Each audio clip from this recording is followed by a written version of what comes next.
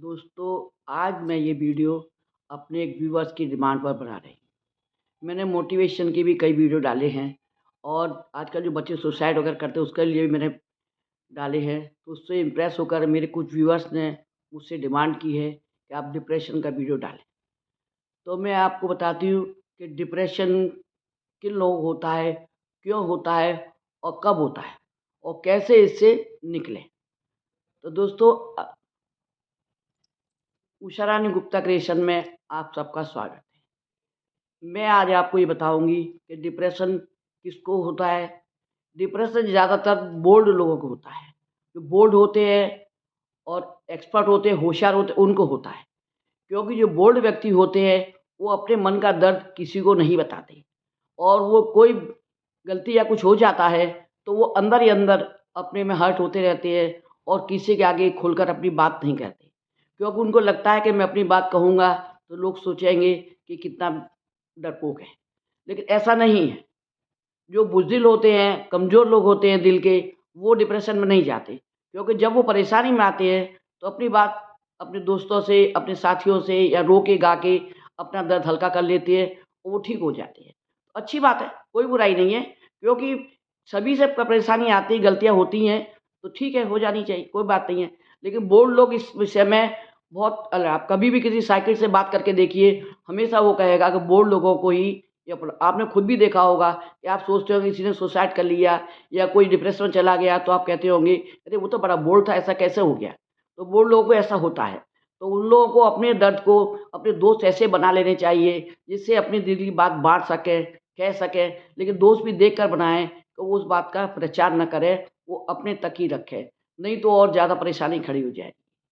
दूसरा, डिप्रेशन उनको होता है जो लोग सच्चे होते हैं और कोई भी काम करते हैं पूर्ण समर्पण के साथ करते हैं। जो लोग सच्चे होते हैं और सबको अपना समझते हैं और पूर्ण समर्पण के साथ काम करते हैं, लेकिन बाद में काम हो जाने के बाद, सबका काम निकलने के बाद लोग उनको नेगलेक्ट करने लगते हैं और कहते हैं आपने क्या किया हमारे लिए, ये तो तुम्हारी ड्यूटी थी। तो तब भी लोग कभी कभी डिप्रेशन जाते हैं।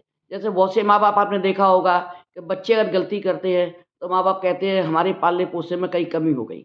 नहीं, कोई माँ बाप अपने बच्चों को पालने पोसने में कोई कमी नहीं करता है। वो पूर्ण समर्पण के साथ ही उसका पालन पोषण करता है।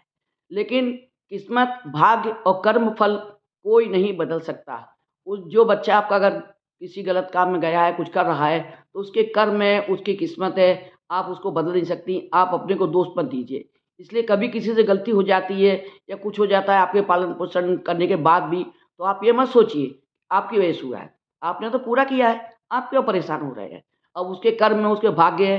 कोई कभी किसी कहते नहीं है कर्म फल कर्म गति टाले नहीं टले। कर्म की गति कभी भी टालने से नहीं टलती है। जो जिसके भाग्य में लिखा है वो होगा ही। लेकिन अपना कर्म करते रहना चाहिए। ये नहीं कि भाग्य में लिखा तो अपने बच्चों का पालन पोषण करना ही छोड़ दें, अपनी जिम्मेदारी नहीं से हट जाए। नहीं, वो आप करिए।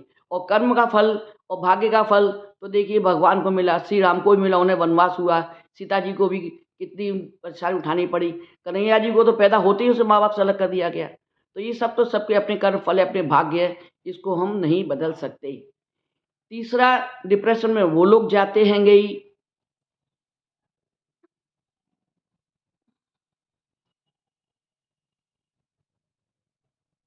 जो कभी हार स्वीकार नहीं करते।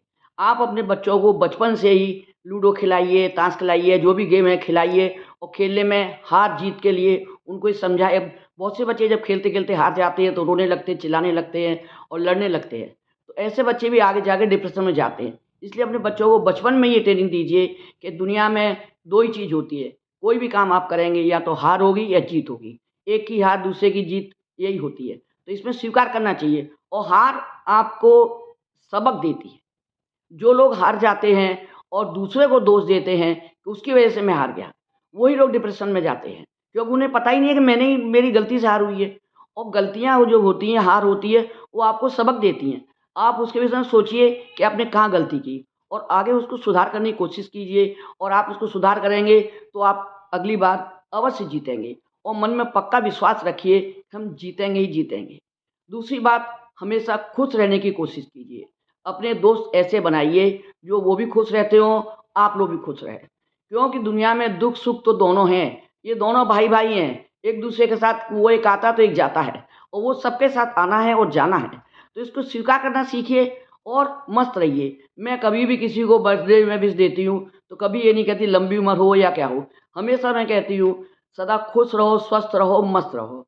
दूसरी, अगर आप कोई बीमारी है या कोई और भी बात है तो उसको आप मत बोइकाइए। अब कुछ लोग कहेंगे कोई चीज़ खाने के टाइम पे, अरे हम मीठा नहीं खाएँगे डायबिटीज़ हो जाएगी, अरे हम चिकना नहीं खाएँगे कोलेस्ट्रॉल बढ़ जाएगा। ऐसा नहीं है। हर चीज़ की एक लिमिट होती है, आप खाइए, पीजिए, मस्त रहिए लिमिट के हिसाब से और किसी बीमारी का या किसी प्रॉब्लम का बार-बार नाम मत लीजिए। आप बार-बार नाम लेते हैं तो आपके बॉडी में वही हार्मोन्स डेवलप होने लगते हैं और वो कोई न कोई रूप में आपके पास आ जाती है। जैसे रामायण में तुलसीदास जी ने कहा है कि जा पर जाए सत्य सनेहु, ते ताय मिले न कछु संदेहु।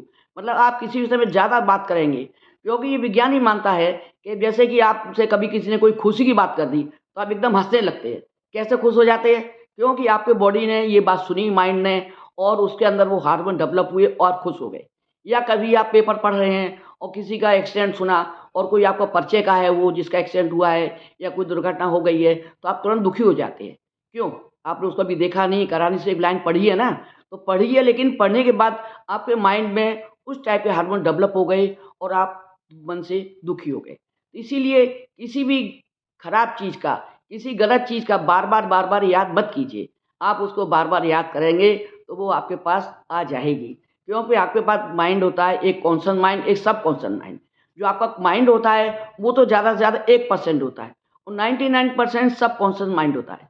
सबकॉन्शियस माइंड तो एक तरह से अलादीन का चिराग है। वो कुछ नहीं करता, वो कुछ नहीं सोचता, कुछ नहीं करता। लेकिन आपका जो असली माइंड है 1% वाला, वो जो बात सोच लेता है, वो बात वो आपका सबकॉन्शियस माइंड सुन लेता है और उसी काम को बिना कुछ सोचे, बिना समझे कर डालता है। इसलिए आप मन से कभी भी कोई गलत बात, गलत धारणा, कोई बात मत बनाइए। हमेशा खुश रहिए, स्वस्थ रहिए, मस्त रहिए, औरों को भी खुश रखने की कोशिश कीजिए। हाँ, अगर कभी डिप्रेशन में ज़्यादा चले गए, आपको लग रहा है मैं परेशान हूँ, तो आप डॉक्टर से मिलके एंटी डिप्रेशन की दवा ले लीजिए, लेकिन उसके आदी मत बनिए। धीरे-धीरे स्वयं को समझाने की कोशिश कीजिए, अपने को बिज़ी रखने की कोशिश कीजिए, अपनी हॉबियों को डेवलप कीजिए। आपकी अपनी हॉबी हैं, सबकी कोई ना कोई हॉबी होती है। आप उसमें सोचिए कि हम क्या कर सकते हैं, उसको करने की कोशिश कीजिए। कहते हैं ना फालतू दिमाग शैतान का घर। जो लोग फालतू रहते हैं, खाली रहते हैं, वो लोग भी परेशानी में रहते हैं। तो आप भी मस्त रहिए, खुश रहिए और औरों को भी खुश रखिए और हमेशा माहौल ऐसा बना के रखिए कि सब खुश रहें, मस्त रहें। अपने दोस्तों से हँसिए, बोलिए और चुटकुले सुनाइए। छोटे-छोटे बच्चों के साथ खेलिए, क्योंकि बच्चे आपको सिखाते हैं किस तरह खेला जाता है, किस तरह हँसा जाता है। वो रोते-रोते भी हँसने लग जाते हैं। आपने देखा होगा अभी-अभी तो लड़ाई करेंगे और 2 मिनट बाद में गले मिल के ऐसे खुश हो जाएँगे कि इससे बड़ा तो प्यार किसी में है ही नहीं है। तो दोस्तों, आपने देखा कि किस तरह से हम डिप्रेशन से निकल सकते हैं और ज़्यादा दवा लेने की ज़रूरत नहीं है। आप दवा लेते रहेंगे तो उसके आदी हो जाएँगे और ये मत कहिए मैं डिप्रेशन में गया हूँ। ठीक है, सब सही हो जाएगा। खुश रहिए, मस्त रहिए। दोस्तों, आपने मेरा वीडियो देखा उसके लिए बहुत-बहुत धन्यवाद। अगला वीडियो लेके फिर से मिलती हूँ, तब तक के लिए राम-राम।